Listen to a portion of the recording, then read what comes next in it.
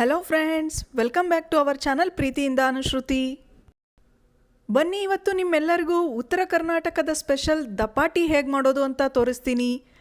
ಕೆಲವರು ಇದಕ್ಕೆ ಜೋಳದ ವಡೆ ಅಂತಾರೆ, ಕೆಲವರು ಖಾರದ ವಡೆ ಕೂಡ ಅಂತಾರೆ. ಆದರೆ ನಮ್ಮ ಮನೆಯಲ್ಲಿ ಇದಕ್ಕೆ ದಪಾಟಿ ಅಂತೀವಿ. ಬನ್ನಿ, ಹಾಗಿದ್ರೆ ದಪಾಟಿ ಮಾಡೋದಕ್ಕೆ ಏನೇನು ಬೇಕು, ಹೇಗೆ ಮಾಡೋದು ನೋಡೋಣ.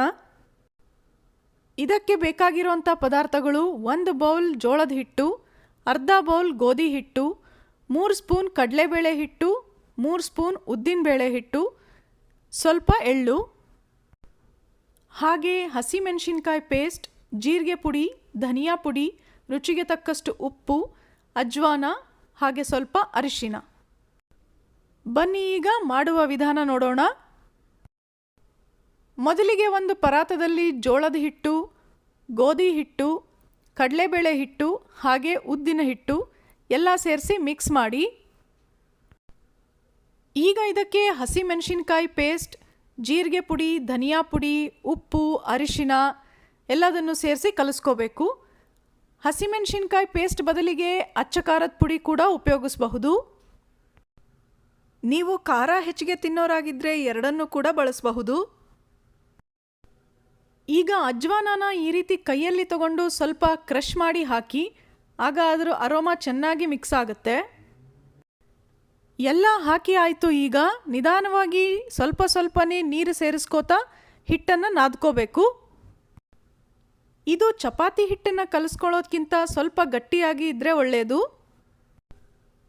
ಮನೆಗಳಲ್ಲಿ ಇದಕ್ಕೆ ಅಂತಾನೆ ಜೋಳ, ಗೋಧಿ, ಕಡಲೆಬೇಳೆ, ಉದ್ದಿನಬೇಳೆ ಎಲ್ಲದನ್ನು ಸೇರಿಸಿ ಗಿರಣಿನಲ್ಲಿ ಹಿಟ್ಟು ಮಾಡಿಸ್ಕೊಂಡು ಬರ್ತಾರೆ. ಆದರೆ ಆ ರೀತಿ ಮಾಡಿಸ್ಕೊಳಕ್ಕಾಗದೇ ಇದ್ದಾಗ ಈ ಥರ ಬೇರೆ ಬೇರೆ ಹಿಟ್ಟುಗಳನ್ನು ಸೇರಿಸಿ ಕೂಡ ದಪಾಟಿ ಮಾಡ್ಕೋಬಹುದು. ಇದನ್ನು ಉತ್ತರ ಕರ್ನಾಟಕದ ಕಡೆ ವಿಶೇಷವಾಗಿ ನಾಗರ ಪಂಚಮಿ ಹಬ್ಬಕ್ಕೆ ಮಾಡ್ತಾರೆ. ನೋಡಿ, ಈ ರೀತಿ ಚೆನ್ನಾಗಿ ನಾದ್ಕೋಬೇಕು. ಇಷ್ಟು ಗಟ್ಟಿನೇ ಇರಬೇಕು, ಅದು ತುಂಬ ಮೆತ್ತಗಾದರೆ ಚೆನ್ನಾಗಾಗೋದಿಲ್ಲ. ನಾದಿ ರೆಡಿಯಾಗಿರೋ ಹಿಟ್ಟನ್ನು ಒಂದು ಬೌಲ್ನಲ್ಲಿ ಹಾಕಿ ಒಂದು ಪ್ಲೇಟ್ ಮುಚ್ಚಿಡಿ. ಈ ಹಿಟ್ಟು 1 ರಿಂದ 2 ಗಂಟೆ ನೆನಿಬೇಕು. ಈಗ ನೋಡಿ, 2 ಗಂಟೆಗಳ ನಂತರ ಈ ಹಿಟ್ಟನ್ನು ಚಿಕ್ಕ ಚಿಕ್ಕ ಉಂಡೆಗಳನ್ನಾಗಿ ಮಾಡ್ಕೋಬೇಕು. ಪೂರಿ ಮಾಡೋದಕ್ಕೆ ಯಾವ ಸೈಜ್ನಲ್ಲಿ ಹಿಟ್ಟು ತಗೋತೀವಲ್ಲ ಅಷ್ಟು ಸೈಜ್ನಲ್ಲಿ ಚಿಕ್ಕ ಚಿಕ್ಕ ಉಂಡೆಗಳನ್ನಾಗಿ ಮಾಡ್ಕೋಬೇಕು. ಈ ದಪಾಟಿ ಬ್ರೇಕ್ಫಾಸ್ಟಿಗೂ ತಿನ್ನೋದಕ್ಕೂ ಚೆನ್ನಾಗಿರುತ್ತೆ, ಅಲ್ಲದೆ ಊಟದ ಟೈಮಿಗೆ ತಿನ್ನಬಹುದು. ಹಾಗೆ ಸಂಜೆ ಟೀ ಜೊತೆಗೂ ಕೂಡ ಸ್ನ್ಯಾಕ್ಸ್ ಆಗಿ ತಿನ್ನಬಹುದು. ಯಾವ ಟೈಮಲ್ಲಾದ್ರೂ ಒಳ್ಳೆ ಟೇಸ್ಟ್ ಇರುತ್ತೆ. ಹಿಟ್ಟು ಕೈಗೆ ಅಂಟೋ ಥರ ಅನಿಸಿದರೆ ಕೈಗೆ ಸ್ವಲ್ಪ ಎಣ್ಣೆ ಸವರ್ಕೊಂಡು ಉಂಡೆಗಳನ್ನಾಗಿ ಮಾಡಿ.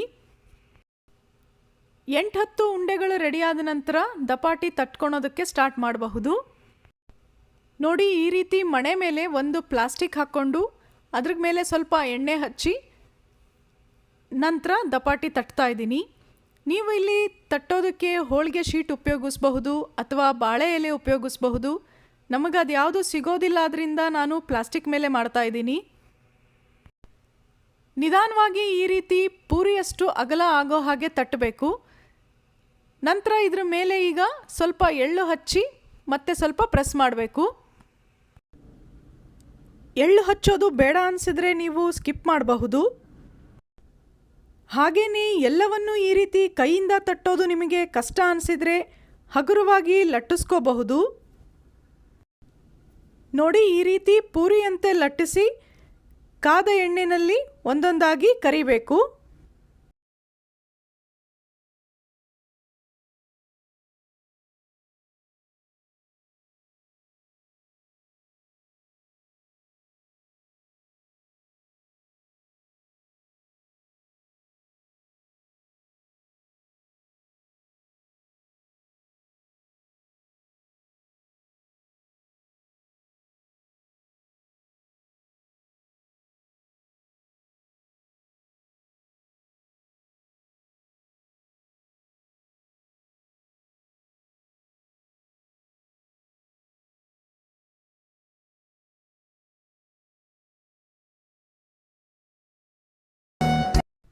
ನೋಡಿ, ಈ ರೀತಿಯಾಗಿ ಹೊಂಬಣ್ಣ ಬರೋವರೆಗೆ ಕರೆದ್ರೆ ಆಯಿತು. ರುಚಿ ರುಚಿಯಾದ ದಪಾಟಿ ರೆಡಿ. ನೋಡೋಕೆ ಇದು ಪುರಿ ಥರಾನೇ ಅನಿಸಿದ್ರೂ ಟೇಸ್ಟ್ ತುಂಬಾ ಚೇಂಜ್ ಇರುತ್ತೆ. ಇದರ ಜೊತೆಗೆ ಮೊಸರು ತುಂಬ ಒಳ್ಳೆ ಕಾಂಬಿನೇಷನ್ ಆಗುತ್ತೆ. ನೋಡಿ ಎಷ್ಟು ಚೆನ್ನಾಗಾಗಿದೆ. ನೀವು ಒಂದ್ಸಲ ಮರಿದೆ ಟ್ರೈ ಮಾಡ್ತೀರಿ ಅಲ್ವಾ? ಡೆಫಿನೆಟ್ಲಿ ನಿಮ್ಮೆಲ್ಲರಿಗೂ ತುಂಬ ಇಷ್ಟ ಆಗುತ್ತೆ. ಈ ವಿಡಿಯೋ ನಿಮ್ಮೆಲ್ಲರಿಗೂ ಇಷ್ಟ ಆಯಿತು ಅನ್ಕೋತೀನಿ. ಹಾಗಿದ್ರೆ ಮರಿದೆ ಲೈಕ್ ಮಾಡಿ, ಕಮೆಂಟ್ ಮಾಡಿ, ಶೇರ್ ಮಾಡಿ. ಇನ್ನೂ ಆದರೂ ನಮ್ಮ ಚಾನಲ್ನ ಸಬ್ಸ್ಕ್ರೈಬ್ ಮಾಡ್ಕೊಂಡಿರಲಿಲ್ಲ ಅಂದರೆ ಪ್ಲೀಸ್ ಈಗಲೇ ಸಬ್ಸ್ಕ್ರೈಬ್ ಮಾಡ್ಕೊಳ್ಳಿ. ಹಾಗೆಯೇ ನೋಟಿಫಿಕೇಷನ್ಗಳಿಗೋಸ್ಕರ ಬೆಲ್ ಬಟನ್ನ ಮರಿದೆ ಒತ್ತಿ. ಇನ್ನಷ್ಟು ಇಂಟ್ರೆಸ್ಟಿಂಗ್ ವಿಡಿಯೋಗಳಿಗೋಸ್ಕರ ನಮ್ಮ ಚಾನಲ್ನ ಹೀಗೆ ನೋಡ್ತಾ ಇರಿ. ಮತ್ತೆ ಭೇಟಿಯಾಗೋಣ ಮುಂದಿನ ವಿಡಿಯೋನಲ್ಲಿ. ಬಾಯ್, ಸಿ ಯು.